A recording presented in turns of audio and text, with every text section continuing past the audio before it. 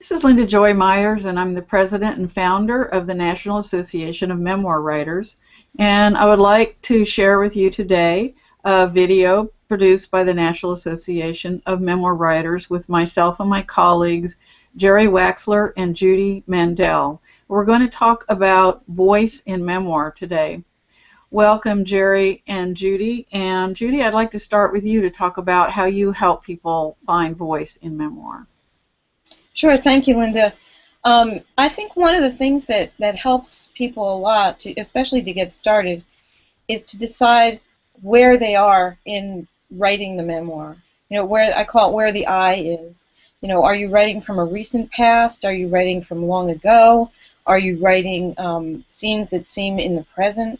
You can look at it as point of view also, but as you're writing your own story, it needs to have some kind of framework so you know where you're coming from and where you're landing.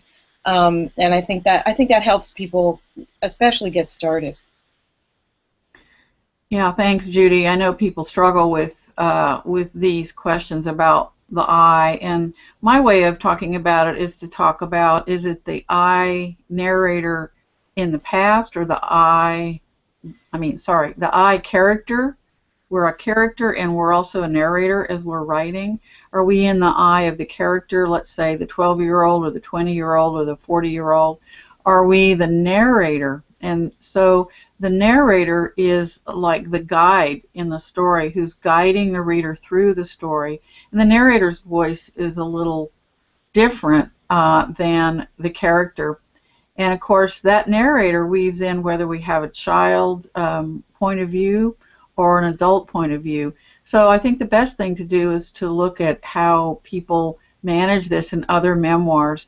One point I'd like to make is that I love the way Sue Williams Silverman talks about voice in memoir. She talks about the voice of innocence and the voice of experience. And you can read about that in her book, Fearless Confessions. Jerry, how do you help people learn about voice in memoir? Well, a lot of times I'll bring up the importance of voice because how we tell the story is, of course, very important. And oftentimes, a lot of people don't understand even what voice means. So of course, it's a very complex learning process, but I say that every one of us starts out with our own voice. So when you, say, write in a journal or you first write your drafts, you're going to be, to a large extent, expressing yourself in the manner that you're accustomed to expressing yourself. And it's a growing process, an evolving process. As you start to see your writing on the page and other people give you feedback, you start to evolve a more of a writing voice or writing style that you grow into. So I invite people to be patient about voice and be comfortable with who they are as a starting point, and then go from there. And I think, Jerry, if I could add something to that, one thing that goes along with that is to see what you're comfortable with. Are you more comfortable writing short sentences, long sentences? How do you like how that leaves the reader? And you know, that has a lot to do with the cadence and the rhythm of what you're going to write. So I would just add that to that. Thank you. I think that what you're both saying is very comforting to writers because sometimes they just agonize over this question. And again, on the topic of you find out, you learn by writing your memoir exactly what your voice is, just like you learn about structure and you learn about your style and a whole lot of other things that we'll be talking about on this video series. We'd like to let you know how to find us all. First, you can find the National Association of Memoir Writers at namw.org. We offer free programs every month. Sign up for our newsletter and stay tuned for some upcoming free events. In May of 2014, we have a free Tell Us Summit, which is all day for great presenters. And we're all going to be offering a retreat in Connecticut in October, the three of us together, and it's going to be writeyourmemoirnow.com, where we're going to go into depth about all this. So Jerry, first you, and then you, Judy, please say where people can find you.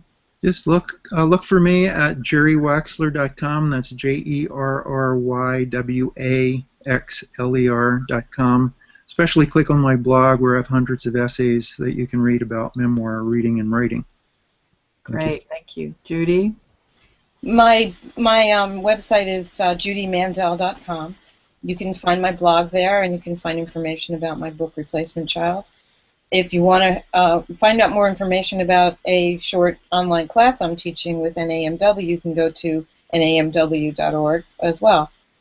Yes, great, Judy. That online class starts in June, is that right? Yes. June of 2014. Yes. Wonderful. All right. Well, thank you both for being here today. And the motto for the National Association of Memoir Writers is "Be brave, write your memoir now." Bye. Thank you for being with us.